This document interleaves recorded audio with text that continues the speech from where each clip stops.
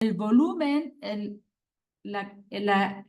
porte del glóbulo rojo, que vamos a orientarnos cuando son grandes, generalmente los glóbulos rojos porque tienen déficit de vitamina B12 y ácido fólico, y la hemoglobina corpuscular media y la concentración de hemoglobina nos está indicando que hay poca cantidad de hemoglobina en el glóbulo rojo. Entonces van a tener una anemia, ¿ya? Y en relación al volumen del glóbulo rojo. Entonces, vamos a seguir viendo. Vamos a tener, entonces, los glóbulos rojos, cuando son grandes, se van a llamar macrocíticos. O sea, son macrocíticos, y cuando son chiquititos, se llaman microcíticos. Un volumen corpuscular grande generalmente es característica de aquellas pacientes que tienen anemia por déficit de vitamina B12 o de ácido fólico. Eso es característico. Y los normocrómicos son los que tienen una cantidad de hemoglobina adecuada y no son tan rojos, y los hipocrómicos que tienen poca hemoglobina y son pálidos. A eso se refiere. La cromía, si son más rojos o no, y el rojo está dado por la concentración de la hemoglobina, ¿ya? Entonces tenemos el volumen, que es el porte del glóbulo rojo, y la cromía está dada por la concentración de hemoglobina. Menos hemoglobina van a ser más pálidos, como los que están acá. Hipocrómicos que están acá, estos son normocrómicos, hipercrómicos, estos macrocíticos, normocíticos y microcíticos. O sea, nosotros deberíamos tener glóbulos rojos normocíticos y normocrómicos, ¿ya? Por eso se los pasé. Ahora, para poder entender por qué se puede producir una alteración de la síntesis de los glóbulos rojos que te puede traducir en anemia, tenemos que conocer que puede producirse por una alteración de la cantidad de la hemoglobina que hay en la sangre, y esta hemoglobina se puede producir por distintos déficits, que puede estar dado por un déficit de fierro, de proteína, de vitamina B12 y ácido fólico. Y también tienen que considerar que los glóbulos rojos se forman en la médula ósea. Por lo tanto, si tenemos un paciente que tiene un proceso inflamatorio o infiltrativo de la médula ósea, como son algunos cánceres, van a debutar con anemia o con alteración de alguna serie blanca, como son las leucemias que aumentan los glóbulos blancos, ¿ya? Y en el caso de los glóbulos rojos, acuérdense que el riñón secreta la eritropoyetina y que ella va a ser la encargada de ir a la médula ósea para fomentar la formación de nuevas series rojas. Y también tiene que estar presente una cantidad adecuada de oxígeno, una cantidad adecuada de hormona esteroidea. Acuérdense que los pacientes con hipotiroidismo presentan una anemia normocítica, normocrómica, ¿ya? Y los corticoides también podrían dar alteración de los glóbulos rojos, principalmente de una anemia normocítica, normocrómica. Y acuérdense que también es necesario en la vida media del glóbulo rojo que los mecanismos de eliminación finalmente funcionen de manera adecuada, o puede haber procesos de hemólisis en los fenómenos tipo autoinmunes en que va a haber una eliminación más rápida de glóbulos rojos, como son en la anemia hemolítica. Entonces, en conjunto, todo esto, lo que es la formación del glóbulo rojo, la formación o el adecuado suministro de sustratos para la formación de hemoglobina, la mantención de la producción, como son la eritropoyetina, el oxígeno, hormona esteroidea, y finalmente los mecanismos de eliminación del glóbulo rojo están en equilibrio para tener o no presentar anemia en el caso de nosotros. Y cuando estos mecanismos se alteran, van a llevar a la producción de una anemia o una policitemia. La anemia se define como una concentración de hemoglobina menor de 3 en el hombre y 2 en la mujer, y en el caso de la embarazada, 11, generalmente porque la embarazada tiene una sobrecarga de volumen. Las causas principalmente en una mujer joven, acuérdense, son las hemorragias. ¿Y qué hemorragia es la más frecuente en la mujer? ¿A quién se le ocurre? Le doy un punto más en la prueba. Menstruación. A ver, de nuevo. ¿Quién habló? ¿Quién habló? ¿La Valentina? Valentina. La menstruación. ¿Quién dijo? ¿La Valentina Dávila? Sí. Ya, para decirle a la doctora Bravo. Entonces, la mujer con anemia, generalmente les diría yo, el 90% es porque tiene un trastorno de la menstruación y tienen metrorragia. Hay pacientes que están con anemia, o sea, con sangrado menstrual 20 días, 25 días, y a veces la mujer está esterilizada, tiene una esterilización tubaria y no se le ocurre que tiene que tomar anticonceptivos para frenar el sangrado. ¿Está claro, no? Y el hombre, acuérdense, el hombre generalmente no cursa con anemia. ¿Ya? Entonces, un hombre que tiene hemoglobina de 11, algo tiene. O tiene una úlcera, o tiene un cáncer, o algo tiene que estudiarlo. El hombre no evoluciona con anemia. La mujer, yo le diría que es lo más frecuente que tenga una metrorragia, ¿ya? Y después tenemos otras enfermedades como son el hipotiroidismo, cuando está descompensado, como tenemos una TSH, no sé, de 20, 30 y está abandonado por varios meses, te va a producir una anemia severa. Los pacientes que tienen insuficiencia renal crónica, acuérdense, por el déficit de eritropoyetina también van a tener una anemia generalmente normocíclica, normocrónica. Y lo otro que puede pasar, no sé si han visto cuando ustedes se toman una muestra de sangre, que la enfermera le echa un poco de heparina para que no se coagulen los elementos de la sangre, puede ser que a veces la enfermera le eche mucha heparina y entonces se va a diluir la muestra. Entonces, en esos casos, cuando a ustedes les parezca un examen que es raro, lo que tienen que hacer es repetirlo. Lo primero antes de hacer un diagnóstico. Si ustedes ven que la paciente no tiene por dónde tener anemia, le repiten el examen. O vamos a ver que un paciente que no creen que tenga diabetes, le va a repetir la glicemia. Eso es por criterio solamente, ¿ya? O sea, cuando lo tengan raro, mejor lo repetimos el examen, ¿ya? Y a veces la enfermera le pone mucha heparina y hemodiluyen la muestra y salen los glóbulos rojos bajos. Cuando estamos hablando de la alteración de solo los glóbulos rojos, vamos a hablar de anemia, un déficit. Cuando tenemos un déficit de los leucocitos, vamos a hablar de la leucopenia, y cuando hablemos de un déficit de plaqueta, vamos a hablar de una plaquetopenia. Cuando tenemos dos elementos de la sangre disminuidos, estamos hablando de una viscitopenia, y cuando están los tres elementos de la sangre disminuidos, como son los glóbulos rojos, los glóbulos blancos y la plaqueta, vamos a hablar de una pancitopenia, ¿ya? Y eso generalmente es porque tienen generalmente una alteración a nivel medular y hay que estudiar, ¿ya? Entonces la anemia también se puede producir por una aplasia medular o se puede producir porque podría estar una destrucción masiva de los elementos fibrados de la sangre, o vamos a ver que en las plaquetas el hiperesplenismo también podría capturar elementos de la sangre como se producen en los pacientes cirróticos. Acuérdense que los pacientes tienen aumento del vaso, ¿se acuerdan que los vimos? Tienen un hiperesplenismo y ese hiperesplenismo podría ser consecuencia va a ser que finalmente el paciente presente una anemia porque van a quedar glóbulos rojos ahí atrapados y también van a quedar plaquetas atrapadas en ese vaso.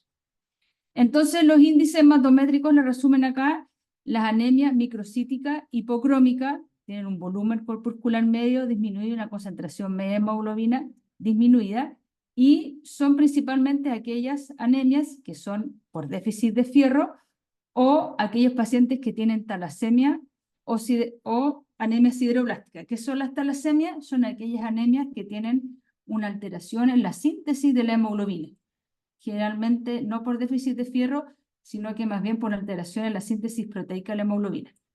Entonces, para eso hay que hacer otro examen que se llama cinética de fierro, que lo van a ver en hematología, que van a poder identificar si el paciente tiene las concentraciones de sangre adecuadas a la sangre, de fierro en la sangre, y si las concentraciones de fierro en la sangre son normales, va a corresponder a una talasemia, ¿ya? Las anemias que son normocíticas o normocrómicas, o sea que tienen un volumen corpuscular medio normal y las concentraciones de hemoglobina normales, generalmente ¿en qué puede ser? Aquellas patologías o hemorragias agudas, ¿cierto? Por ejemplo, un paciente que chocó y tuvo un sangrado, se rompió el vaso y botó, no sé, por 1,5 litros de sangre, el glóbulo rojo no va a cambiar a microcítico hipocrómico porque no tiene fierro. Entonces, generalmente esas son normocíticas, normocrómicas, y también se ven en las anemias hemolíticas, como les dije yo, en el hipotiroidismo y en la insuficiencia renal crónica. Y lo que tienen que sí o sí saber y reconocer en un hemograma normal, que es cuando el glóbulo rojo está aumentado, generalmente el volumen corpuscular medio es más o menos 90, o si tiene 100, es porque el paciente tiene un déficit de vitamina B12 o de ácido fólico, ¿ya? Y eso es súper fácil de suplementarlo y son bien agradecidos en el sentido que uno les da el tratamiento y el paciente empieza a mejorar. El déficit de vitamina B12 también se va a producir con alteraciones de tipo psiquiátrica y usted al suplementarle vitamina B12, el paciente va a mejorar también del estado anímico y va a andar bastante mejor. ¿Ya? Eso es súper importante que lo maneje, el volumen corporal medio, la concentración de hemoglobina, y dibujen esto, porque va a ir apareciendo recurrentemente en las pruebas y en los casos clínicos, ¿ya? Lo que es para el examen final y podría aparecer en el ECOE.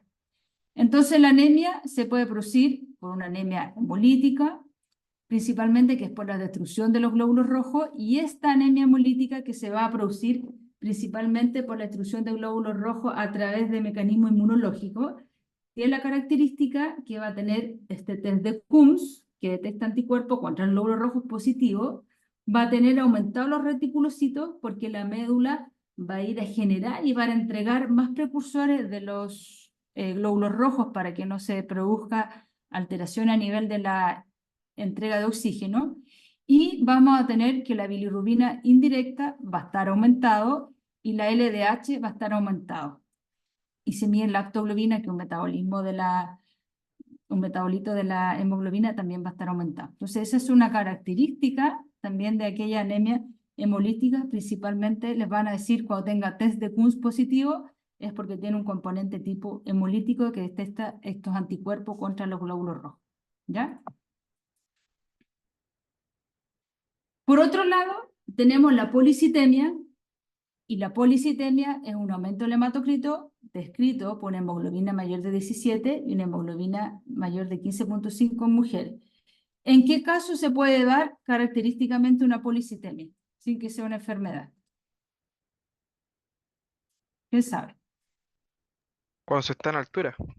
Eso. ¿Quién contestó? Bruno.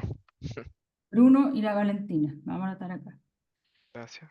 En la altura, claro, ¿cierto? La gente que vive en altura o los futbolistas cuando se van a entrenar a Bolivia, ¿cierto? Para tener más glóbulos rojos y tener mayor capacidad física. Entonces, la hipoxia es un estímulo para la producción del hematocrito.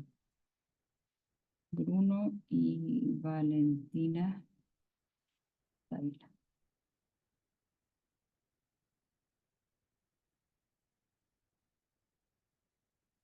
Ya. ¿Está claro, no? Y esto acá en Arica es bien frecuente de ver en los hemogramas porque hay muchos pacientes que trabajan en las minas que viven en la altura y también van a ver esto en el hemograma, ¿ya? Y obviamente que si el paciente está deshidratado también podría producir una policitemia falsa que al aumentar su estado de, ¿cómo se llama? Normal, sin deshidratación, va a estar normal. Entonces los glóbulos rojos pueden estar disminuidos, que es cuando tenemos anemia, y que está definido no por el hematocrito, sino que está definido por el déficit de hemoglobina y la poliglobulia. La anemia puede ser por destrucción de los glóbulos rojos, como la anemia hemolítica, por disminución de los glóbulos rojos, por una afección de la médula ósea, pérdida de glóbulos rojos, que, como les dije yo, por la menstruación o alguna hemorragia, y ficticia por hemodilución, lo que les dije yo a la enfermera cuando le echa mucho heparina a la muestra que se toma. Y la poliglobulia se caracteriza por aumento de producción la médula ósea, generalmente puede ser ficticio por la deshidratación o secundario requerimiento de oxígeno o alguna otra enfermedad que les van a mostrar mayormente cuando hagan la asignatura de medicina 2 en hematología. Por otro lado, tenemos la serie blanca, que Doctora, está acá. Dígame. yo tengo una consulta ahí en la diapo anterior. En el caso de un paciente hipovolémico al que se le normaliza la volemia, en este caso la muestra de sangre se toma antes de normalizar su volemia o después No, de no, no, no, no. Acuérdate que el paciente que viene en shock o viene de la calle con un accidente, tú vas a trabajar con eso, porque tú tienes que saber interpretar cómo tiene. O sea, no lo podéis hidratar y después tomar el examen. Generalmente un paciente que ve politraumatizado le van a tomar muestras de sangre y si el paciente tiene una hemoglobina de 10 y ya está, y aparte está deshidratado, tienes que pensar que tiene menos. Ah, ya. Tú Ya. tienes que interpretar y saber cómo lo hiciste, porque a veces no va a tener tiempo para corregirlo. Lo que yo les digo es que, por ejemplo, eso que está deshidratado, donde salía en otra diapositiva, esto en caso que el paciente esté ambulatorio, porque el paciente fue, se tomó un hemograma y estuvo tratando toda la mañana y después se fue a tomar el examen, Si tú ves que está aumentado la hemoglobina y dices, uy, qué raro, y usted trabaja a altura, no, y fue en ayuno, hizo ejercicio antes, sí, sabe que troté 2 horas y no tomé agua. ¿Me entiendes, no? A eso se Entiendo. refiere esto, ¿ya? Vale, Entonces, gracias. pero si un paciente viene de la urgencia, ahí van a aprender cómo se trabaja con eso, ¿ya? Ok, Ya. Entonces, los glóbulos blancos, acuérdense que son leucocitos que se dividen en granulocitos y agranulocíticos, y los granulocíticos son los que tienen estos granulocitos que se tiñen en las tinciones, y los granulocitos que no tienen granulocitos que se tiñen con las tinciones que normalmente se usan, ¿ya? Entonces, los leucocitos, el número total de todos los glóbulos blancos, y acuérdense que sea una fórmula relativa que dice porcentaje cada vez, ¿cierto? Y eso tienen que sumar 100, y en general, el paciente dice que tengo elevado un poquito los neutrófilos, si los glóbulos blancos están normales, no me interesa, me interesa que esta proporción se altere cuando estén alterados los glóbulos blancos. Tienes una leucopenia o tienes una leucocitosis a expensas de qué. Eso es lo que uno ve, ¿ya?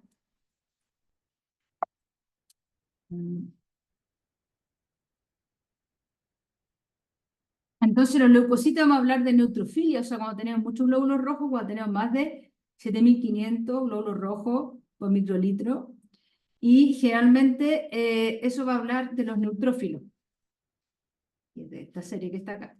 Y los neutrófilos generalmente aumentan cuando hay una infección aguda o en una estirpe de tipo oncológica. Y también los neutrófilos aumentan en el estrés, en el ejercicio intenso, y la liberación de la adrenalina y la hipoxia produce una liberación rápida de neutrófilos. Por lo tanto, también hay que saber interpretar en qué condiciones tomar el hemograma.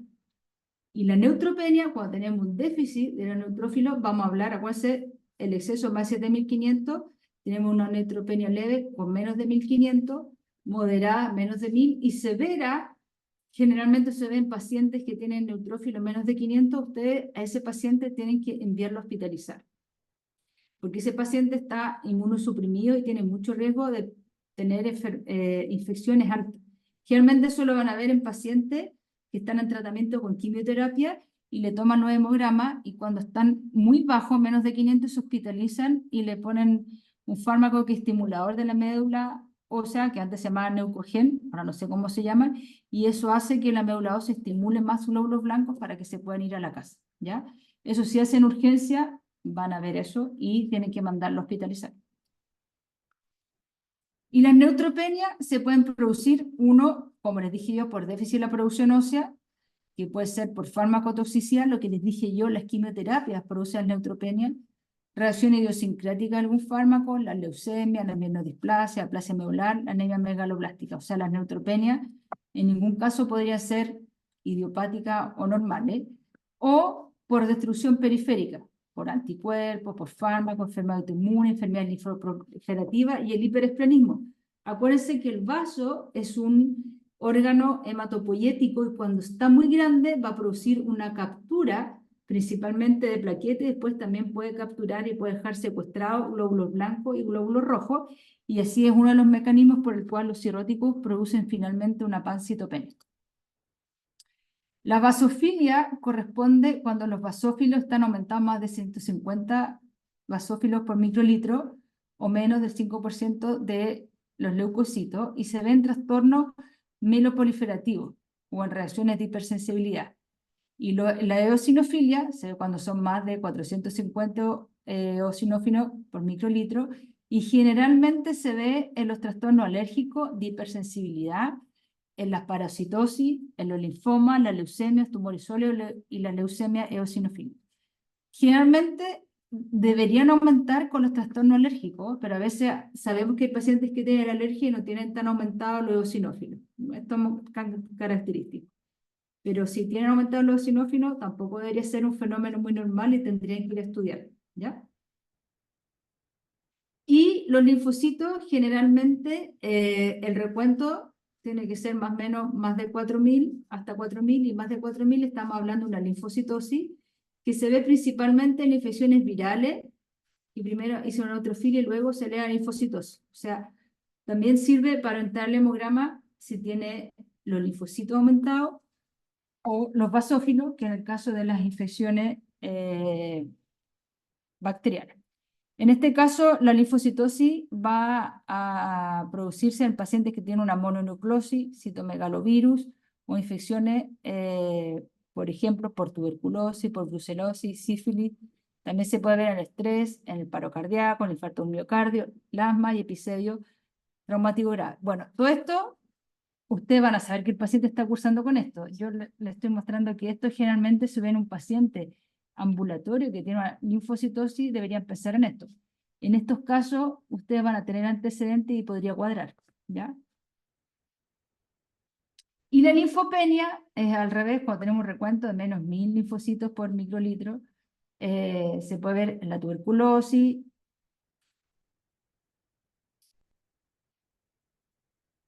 Entonces pueden tener linfocitosis en la tuberculosis y tendrían que tener más linfopenia también en la tuberculosis, dependiendo de la etapa, que hoy en día más bien es relativo, se pueden ver en las dos cosas. Los virus de la hepatitis B, el lupus, el artritis reumatoidea, la quimioterapia, la radioterapia, corticoides, pacientes nutridos y pacientes que están bien inmunodeficiencia. Acuérdense que también les mostré yo que los pacientes desnutridos también tienen disminución de los glóbulos rojos y son indicadores también de desnutrición crónica. Y por último, las plaquetas. Hay que considerar que las plaquetas tienen un recuento normal entre 150.000 a 400.000 plaquetas por microlitro. Y la trombocitopenia es aquella que tiene un recuento menor de 150.000 picolitros por unidad. Y generalmente podría producirse la causa, una disminución de las plaquetas cuando sangran mucho. O también hay una pseudotrombocitopenia cuando las plaquetas son muy grandes, se aglutinan y forman una falsa plaquetopenia, como que se juntan y no se ven en el microscopio. Y la verdadera se puede producir en aquellos pacientes que tienen alteración en la médula ósea por una aplasia medular, por el uso de drogas, radiaciones, mielitis, neoplasias virales. O sea, no es normal tener una plaqueta, no podríamos pensar. Las plaquetas normalmente se distribuyen, si hacen un corte histológico de sangre, 2/3 se distribuyen en la periferia y quedan otras circulando en el centro, y estas se pueden aglutinar en la parte periférica y no se ven, por eso podría ser una falsa trombocitopenia. Y las plaquetas normal del cuerpo generalmente se distribuyen en la parte vascular, 2/3 del total, y en el esplénico 1/3 del total. Pero acuérdense que si el paciente tiene un hiperesplenismo, este 2/3 podría aumentar hasta la mitad, y por lo tanto me va a dar una plaquetopenia secundaria a un hiperesplenismo. Pero eso no normalmente cómo se distribuye. Doctora, entonces ahí la anterior es anormal o normal. No, eso es lo normal. Ah, es Esto. que hay Es una A que extra. no, esto es la distribución plaquetaria normal de esto que es normal. Cuando tú tienes un hiperesplenismo, esto podría aumentar hasta la mitad, ¿cachai? O más. Ah, ya. Eso sí, esto es lo normal, pero no se van a distribuir así. Lo normalmente es que estén 2/3 de todas las plaquetas circulando y solamente 1/3 está en el vaso. Pero cuando el vaso crece, como en el paciente que es cirrótico, te va a capturar plaquetas y te va a producir un recuento normal de plaquetas. Vale, ¿Cachai? gracias. Esto es lo normal. Entonces eso tiene que tener en concepto que el paciente cirrótico va a tener un vaso gigante y te va a tener una captura, va a partir con las plaquetas y después te podría producir hasta una pancitopenia. Entonces, también podríamos tener un aumento de la destrucción de plaquetas en el consumo. La destrucción puede ser inmunológica, por anticuerpos, o asociada a otras enfermedades como el VIH, o asociada al lupus. Los fármacos como la quinina, rifampicina, bloqueador H2, posttransfusional, podrían producir aumento de la destrucción por trombogénesis, la púrpura trombocitopénica autoinmune, síndrome hemolítico urémico. O sea, todas las causas aquellas que te puedan destruir las plaquetas va a hacer que disminuyan las plaquetas. Va a tener un recuento plaquetario más bajo. Entonces, estos puntos de corte son más o menos referenciales y nos está diciendo que entre 80.000 y 50.000 plaquetas por picolitro hay un enlentecimiento en la formación del trombo plaquetario y por lo tanto se va a prolongar el tiempo de sangría o el TTPK. Entre 50.000 y 10.000 aparece un sangrado anormal en la herida quirúrgica y en el parto o la menstruación. O sea, ese paciente no debería entrar a pabellón. y menos de 10.000 plaquetas, ese paciente hay que enviarlo a hospitalizar porque podrían producir una hemorragia o un sangrado espontáneo a nivel cerebral, puede ser una hemorragia cerebral o en cualquier lado. Entonces el paciente no puede estar caminando con 10.000 plaquetas. Ya lo tienen que mandar a hospitalizar. Y la trombocitosis, al contrario, es cuando las plaquetas están aumentadas, y vamos a hablar de trombocitosis cuando estén aumentadas más de 400.000 picogramos por litro, o sea, picolitro, y podría producirse por redistribución de las plaquetas del pluriesplénico, o sea, los que están circulando acá por alguna razón salieron hacia el lecho vascular y van a aumentar las plaquetas. Eso es lo que quiere decir eso. O cuando hay un proceso infeccioso grave o séptico, evolucionan con neutropenia, se sugiere que el cuadro es muy grave y generalmente evolucionan con trombocitosis. O hay un aumento en la trombopoiesis efectiva en proceso inflamatorio, neoplasia, hemorragia, infecciones crónicas o déficit de hierro. Uy. Ahí. Y por último, la VHS, que es la velocidad de eritrosedimentación. Han visto siempre que el hemograma al final sale en toda la serie, la hemoglobina, el volumen corpuscular, la concentración de hemoglobina, los glóbulos blancos, y sale la distribución de los neutrófilos, basófilos, eófilos, y al final dice VHS, que es la velocidad de eritrosedimentación. ¿Y qué es lo que es la velocidad de eritrosedimentación? Es aquella que mide la caída de la columna de los glóbulos rojos en un volumen de sangre colocado en un tubo vertical por un periodo de tiempo, que es 1 hora. ¿Ya? Entonces los dan en la centrífuga, vuelve, y lo que queda está... a ver, espérese. Que tenía un... Lo que queda, los milímetros que quedan, es la velocidad de eritrosedimentación.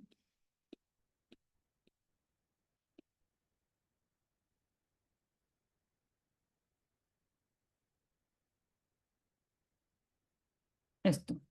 O sea, los milímetros que hay acá, después de que lo batieron, ¿cuánto queda? Son los milímetros de aquí a acá, ¿ya? Entonces, ¿qué es lo que dice? Para que pongan atención lo que entienden. Entonces, miden la caída de la columna de glóbulos rojos de un volumen de sangre colocado en tubo vertical en un determinado periodo. Normalmente la caída es de 0 a 15 milímetros en la primera hora y hasta 20 en la mujer. Y los glóbulos rojos se mantienen distanciados entre sí por cargas negativas, y diversas proteínas plasmáticas aumentan los procesos inflamatorios, interfieren al rechazo y aumentan que esta columna sea más grande. Y en ese caso va a dar una eritrosedimentación más alta, y en los casos puede ser en la inflamación activa o que puede dar grandes falsos positivos o negativos. Espérame, ya le van a entender. En general, la eritrosedimentación puede ser 10, 20, 30, 40, ¿ya? ¿Y por qué se producen? Porque tienen algún fenómeno inflamatorio, puede estar resfriado, pues millones de causas que hacen que las proteínas de los glóbulos rojos se separen por estas fuerzas químicas de que se separe. Pero lo que no podemos dar por alto, mandar un paciente a la casa cuando la velocidad de eritrosedimentación es mayor de 100, ¿ya? Las de 40, 50 generalmente son fenómenos tipo autoinmune que están empezando y que hay que estudiarlo. Y ahí uno solo le puede decir, ya, bueno, o repitamos el hemograma, lo vemos. Generalmente uno no encuentra mucho, pero si un paciente tiene una VH más de 100, ese paciente tiene que estudiarlo. Por último, le repite el hemograma. Y si el paciente tiene una VH más de 100, ¿qué es lo que tiene? Son como 4 cosas que puede tener y que tienen que sabérsela porque les van a preguntar. Pueden tener una tuberculosis, un mieloma, un cáncer o una polimialgia reumática, enfermedad inmunológica. Eso tiene que sabérselo de memoria. Y aquel paciente con una VHS mayor de 100 no puede mandarlo para casa y controlarlo en algún momento. Es porque algo tiene, ¿ya? VHS de 40, 50, uno podría decirle ya repitamos el examen, controlemos una vez más, es más frecuente encontrar, pero una VHS más de 100 no es normal. Y el paciente algo tiene, algo de lo que le estoy mostrando yo ahí, alguna cosa. ¿Ya? Doctora, disculpa, ¿con cáncer diseminado se refiere a una metástasis? Sí, es que lo que pasa es que podéis tener metástasis locales diseminados que son a distancia, o sea que ya estáis medio fritos. O sea, cuando tienen VHS más de 100, algo tienes que generalmente no es muy bueno. Y tienen que buscarlo. Algún cáncer de cualquier cosa puede ser.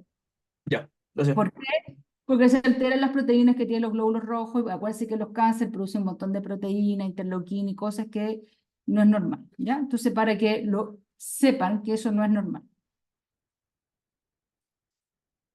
Ya después tenemos un examen que no es tan habitual de pedirlo, generalmente lo piden más a la urgencia, que es la urea. Y la urea es un catabolito proteico que sintetiza en el hígado y se le mira por el riñón y que generalmente se usa para ver si el riñón está bien perfundido, ¿ya? Su valor normal entre 20 y 45 y generalmente está aumentado cuando el riñón no está bien perfundido y estamos hablando que el paciente puede tener una isquemia o el paciente está hipovolémico. Yo no debería orientar eso. Después tenemos la creatinina que ustedes ya conocen, que es un catabolito derivado de las proteínas musculares, que filtra libremente por el glomérulo y solo el 10% se secreta en el túbulo proximal, de manera que hay un índice bien representativo en la filtración glomerular y nosotros lo usamos bastante porque es un buen indicador si el riñón funciona bien o mal y generalmente lo pedimos para ver si están contraindicados a usar o no algunos fármacos. Porque tampoco vamos a llegar a dar un fármaco sin saber cómo está el riñón, porque muchos fármacos se eliminan vía renal y si el riñón no funciona bien, no podemos usar ese fármaco. Por eso uno siempre lo pide, ¿ya? Y la producción de la creatina tiene relación directa con la masa muscular. Obviamente que un paciente que es fisicoculturista va a producir un mayor catabolito de las proteínas y podría tener una creatinina de 1.4 y no estar cursando con una falla renal, ¿ya? En general no es el caso de los pacientes que normalmente ven en el policlínico o en el hospital, pues no son fisicoculturistas, pero podría ser el caso y tendría que tenerlo en consideración. ¿Está claro, no? Después tenemos la glicemia, que es a nivel plasmático, que asegura el metabolismo celular y principalmente la glicemia la usamos para descartar que el paciente no tenga diabetes. Y en el caso de la diabetes podemos tener una glicemia mayor alterada mayor de 126 en 2 oportunidades o un test de tolerancia a la glucosa con más de 200 miligramos a las 2 horas. ¿Qué enfermedades cursan con hiperglicemia? Un feocromocitoma, un tumor productor de somatostatina, el uso de los corticoides, el uso de glucagón y algunos fármacos como los diuréticos, como las tecidas, el antihipertensivo, algún anticonceptivo, los corticoides y algunos antidepresivos también producirían un aumento de la glicemia. Y la glicemia normal en un paciente sano es de 50. Menos de 50 miligramos por decilitro, vamos a decir que el paciente tiene una hipoglicemia, porque hay múltiples consultas que llegan al policlínico a la consulta donde viene la mamá y dice que su hija se sintió mal y le que pincharon el dedo, o sea, una hija de 16 años, generalmente gordita, y como hacen ayuno se sienten mal y le tomaron un hemoglucotest y tenía 70 o 60. Una hipoglicemia en un paciente sin diabetes es una glicemia menor de 50. Y en un paciente diabético, una hipoglicemia es cuando tiene menos de 70 miligramos por decilitro. ¿Está claro, no? Eso tienen que sabérselo, porque si no van a hacer perder el tiempo a la paciente y ustedes mismos, y van a hacer que gaste plata. Y después tenemos los electrolitos plasmáticos, que generalmente uno lo usa en los pacientes que están hospitalizados, están en urgencia, porque un paciente que generalmente uno tiene normal y camina normal, no tiene alteraciones del metabolismo del electrolito porque producen consecuencias generalmente alteraciones de la conciencia. La natremia informa la concentración de sodio en el plasma y su valor normal es de 136 a 146 miliequivalentes por litro. Y la hiponatremia, el paciente tiene un exceso de agua libre en relación al sodio corporal y la hipernatremia tiene un déficit de agua mayor que la del sodio. Entonces, la natremia tiene relación inversa con el agua corporal. Aumenta con el déficit de agua y disminuye con el exceso de agua. ¿Ya? Eso en términos generales. Y después el potasio o calemia, en la concentración de potasio plasmático en la sangre, cuyo valor normal es de 3.5 hasta 5.1. Y generalmente considerar que acuérdense que el potasio está a nivel intracelular. La hipopotasemia se produce generalmente por pérdidas renales por uso diurético, por hipertensión primera o diuresia osmótica, o pérdidas extrarrenales como diarrea intensa, vómito o déficit de aporte. Y a veces se produce desplazamiento del ion al compartimento intracelular por alcalosis, aumento de niveles de insulina o fármacos agonistas beta-2.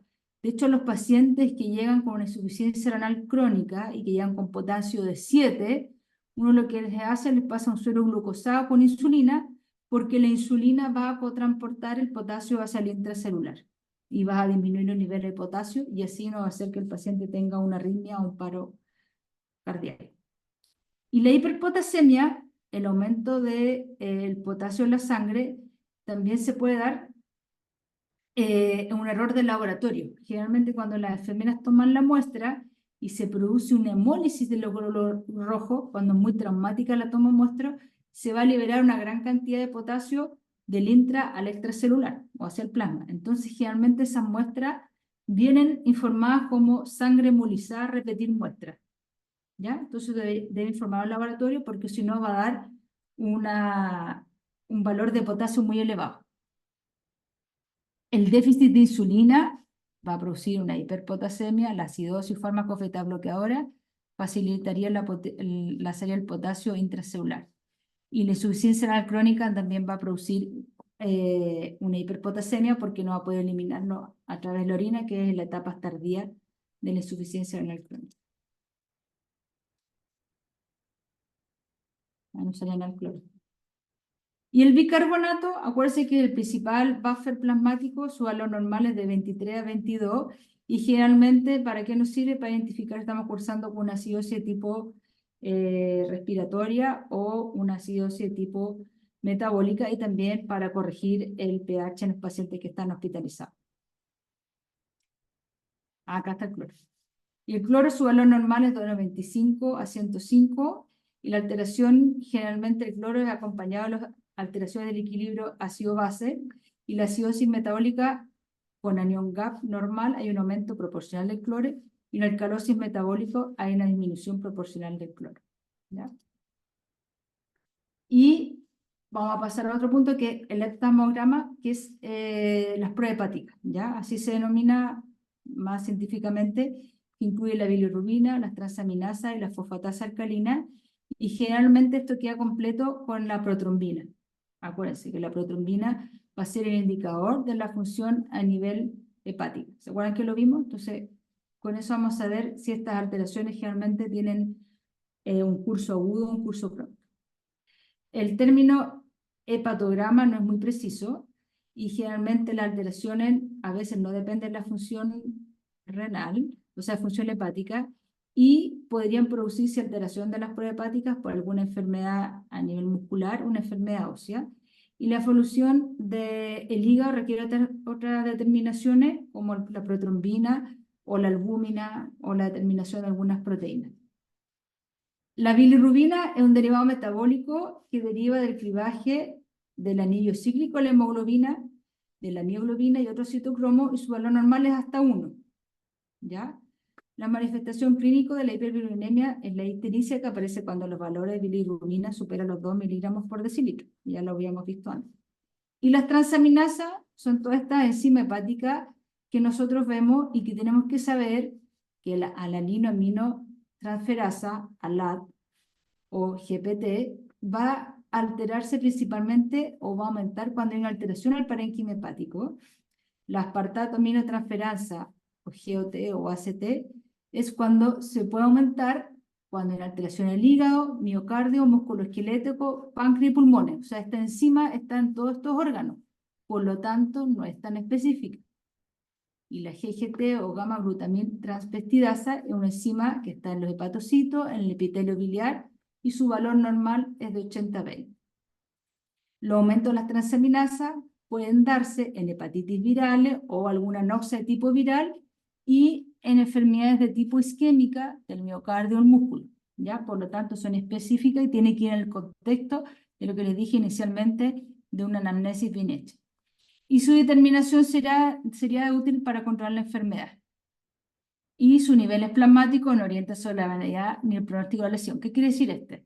Generalmente, por ejemplo, pensemos en un paciente que tiene una hepatitis A fulminante. Si el paciente tiene una elevación de la GPT, GOT, GGT en 2000, 3000, 4000, eso no significa que sea grave. Significa que está cursando una enfermedad y con eso lo podemos ir haciendo una curva, lo controla la semana, que va a ir disminuyendo a los 10 días, a los 14 días, hasta normalizarse. Para eso dice, su determinación sería útil para la evolución de la enfermedad. Y lo que va a determinar la gravedad, ¿qué es lo ¿quién dice que es? ¿Quién se gana otro punto? ¿Cómo podemos determinar la gravedad de una enfermedad hepática? Por ejemplo, en un paciente que tiene una hepatitis A fulminante. ¿Cómo ustedes se imaginan que yo podría decir esta enfermedad es grave y va a ir a un trasplante? La concentración de proteína en sangre, albúmina, No, ¿no? otra cosa. Ya, pero espera. ¿Quién habla? Que no veo. Luis Díaz. Ya, puede ser eso. Pero no, no es esa, pues es más específica. Me tiene que decir un nombre. Y yo se lo he dicho en clase. ¿Cómo podemos saber que el hígado está grave? Se lo he dicho yo en clase.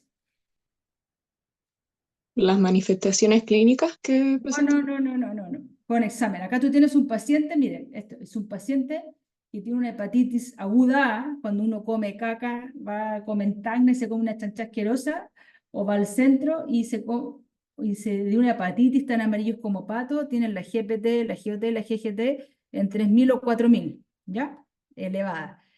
Y yo les puedo decir, ¿saben qué? Con este examen este paciente está grave, tiene que trasplantarse hepático porque no se va a mejorar, o el paciente está bien. ¿Qué examen es? Protrombina lo dijo Melissa en el chat. Ah, ya, es la protrombina. Ya, la Melissa, ¿cuánto? Para anotarla acá. Melissa Villegas. Ya, esa es. Acuérdense. O sea, el indicador, el conjunto que hace para determinar la función hepática esté alterada en la protrombina. Y acuérdense, una hepatitis aguda, cuando vean un paciente está en general de zona y la protrombina empieza a bajar, a ese paciente tienen que trasladarlo a un hospital. Está grave. ¿Está claro, no? En cambio, si tienen un paciente que le da una hepatitis viral y tiene las transaminasas por la nube, la protrombina tiene 90, tiene 100%, ustedes pueden estar tranquilos. Pero si la protrombina empieza a bajar, yo les voy a contar una historia. Una vez yo estaba trabajando con médico general en el hospital acá. No, yo era especialista. Entonces vi una paciente en el poli de diabetes gestacional, una peruana. Era peruana hace, no sé, 15 años. Más, yo creo, 18 años. Y tuvo la guagüita. Y después que le tuvo la guagüita, llegó a medicina una hepatitis aguda. Tenía las transaminasas por arriba y tenía una protrombina de un 40%. Tenía 50, 45, 40, 39. Y eso es indicación de trasplante hepático. Entonces yo fui a hablar con el subdirector del hospital, que era el doctor Sudí. ¿Lo conocen? ¿Le hizo clase a usted, no? Sí, sí alcanzó.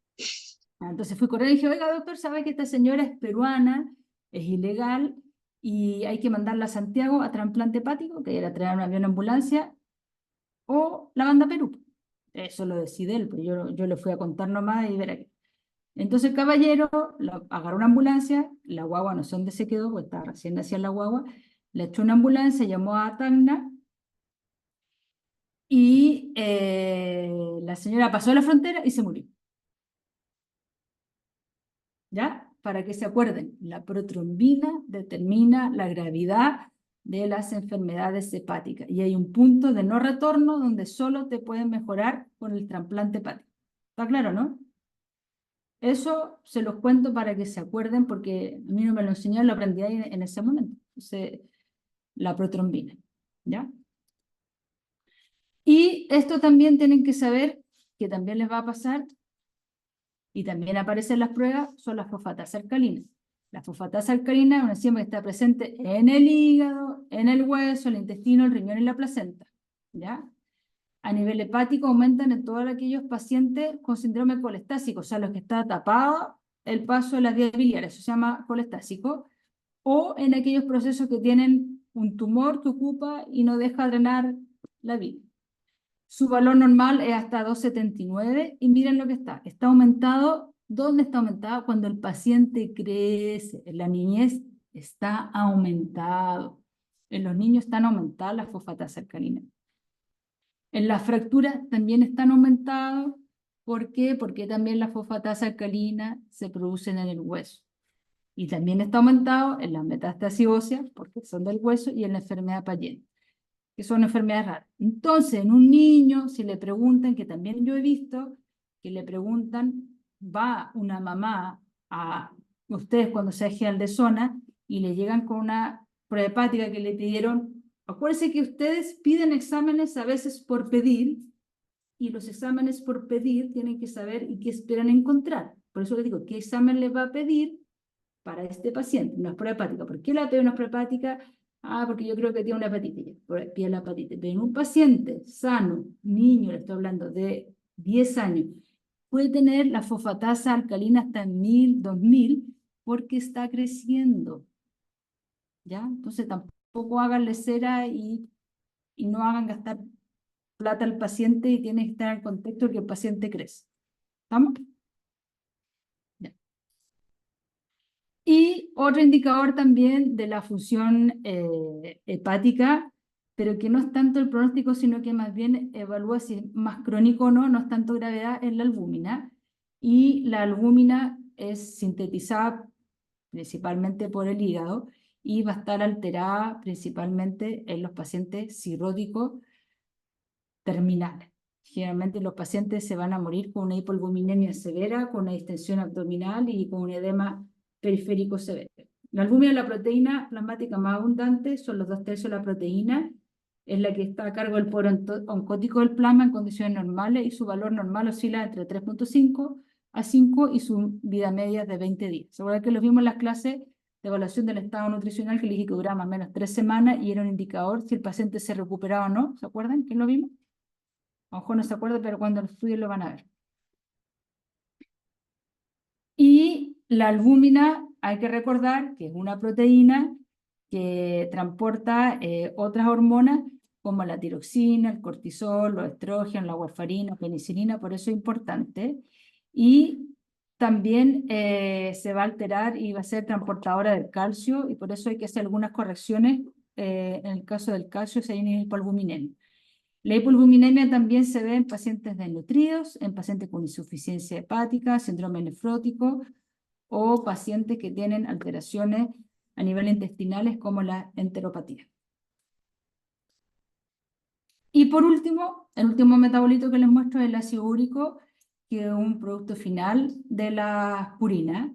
Su valor normal es menos de 7 y generalmente podemos ver el ácido úrico aumentado en ausencia de síntomas, pero generalmente da síntomas y da lo que está acá que les voy a mostrar yo, que es la gota, y puede dar el depósito de este ácido úrico en las articulaciones, produce estos tofos que están acá, que son cristales de ácido úrico, y produce un dolor articular y produce harto dolor.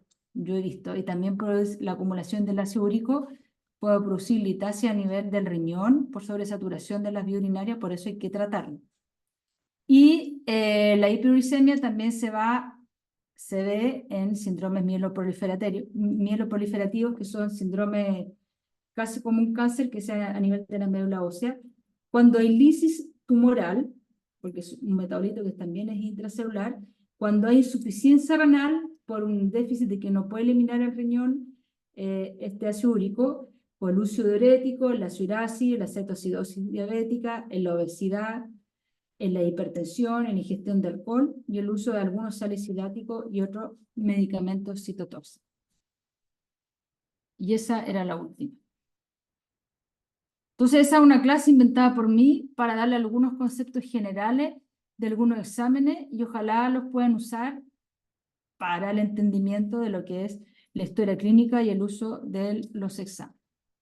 Eso sería. ¿Tienen alguna consulta?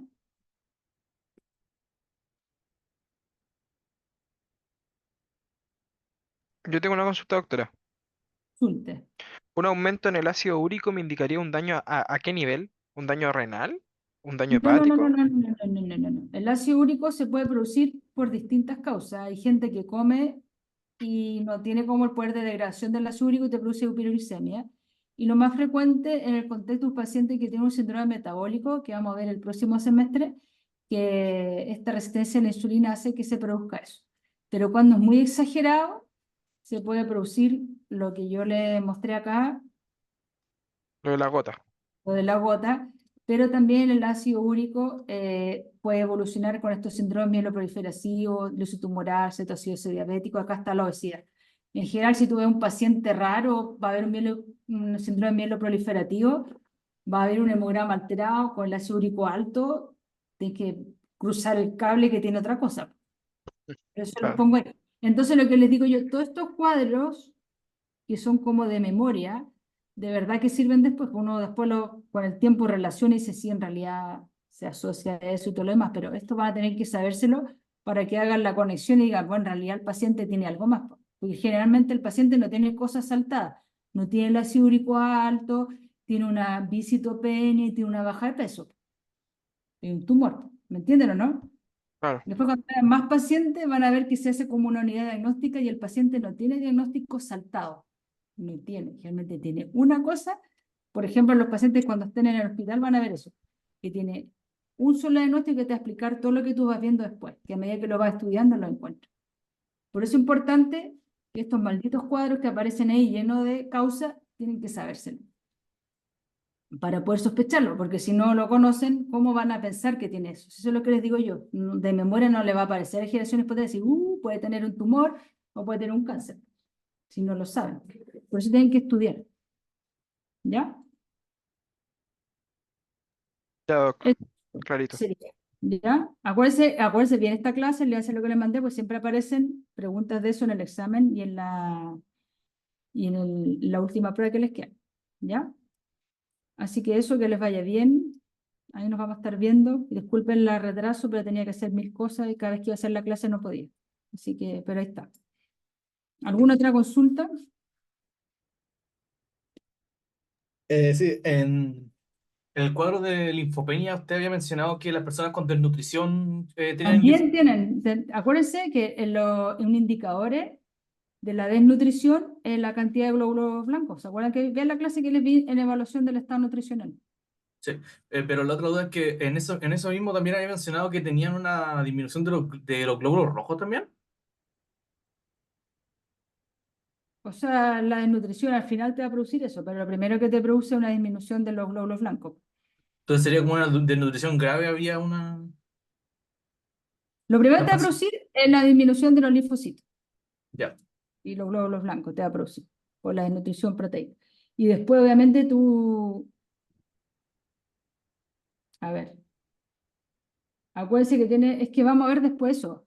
Eso ah, bueno, es evaluación del estado nutricional. El otro ya, semestre vamos a ver desnutrición. Y en la desnutrición va a ver que tiene una desnutrición aguda y una desnutrición crónica.